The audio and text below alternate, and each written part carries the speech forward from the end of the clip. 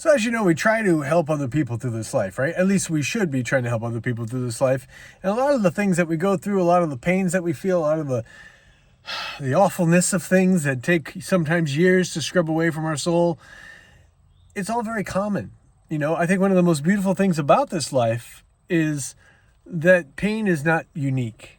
And it's fear in the fact that it's unfair to all of us across the board. We all have certain things. I like to think we're all like stained glass windows. We're all beautifully broken. But in the end of it all, the end of the trail, we'll see that all these pieces, all these fragments fit together perfectly in such a way they create a beautiful life well lived. But often from our vantage point, we can't quite see it yet. However, when we want to try to help other people, maybe we don't know how, right? Because everyone's languages are a little bit different, right? Not just our linguistic languages, but you hear about like love languages. Some people like physical affection. Some people like gifts and adoration. Some people just like time spent together. Same thing with the type of help that we like in life. Some of us want to sit and talk about it. Some of us want a therapy session. Some of us want to sit with friends and just go over things. Some of us want to rehash it and try to get it worked out. So giving people options is so very important because, again, we're not all going to be the same. So, yeah, some people, when they're going through something difficult, may want to talk about it. Other people may want to be distracted, kind of avoid the whole thing. I'll deal with it later, but right now I just need a little something nice. I need a little sweet moment. I need something to just make me happy, or at least get my mind off the negativity of the problems that I'm experiencing. Right? So we could choose to sit and talk about it. And honestly, when we're talking about it with people, most times it's just listening. Just let them get things out. Don't one-up them with, oh, well, this also happened to me. We're very prone to try to relate, which is a nice thing, but don't try to one-up the misery. That doesn't help anybody at all. So we can listen.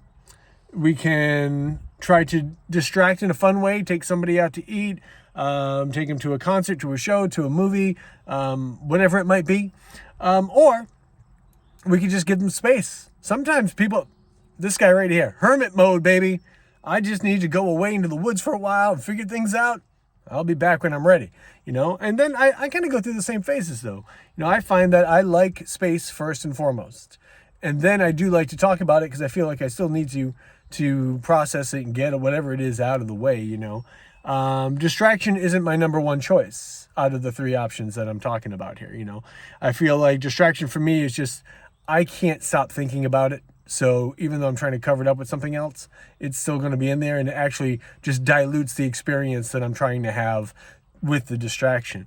So that's not my favorite one. Talking about it is helpful, but sometimes talking about it over and over and over for me just is adding fuel to the fire, and I feel like sometimes speaking it out loud just gives it more power. It doesn't help me to process it right away.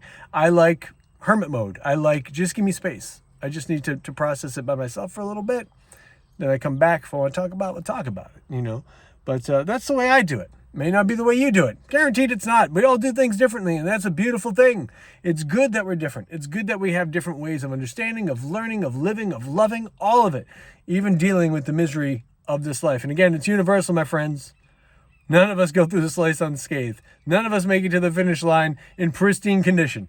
We all get scratched and battered and bruised and broken and bumped up. But you know what?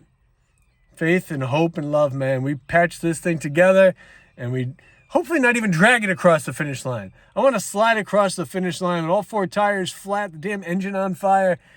Life well lived, Life well lived.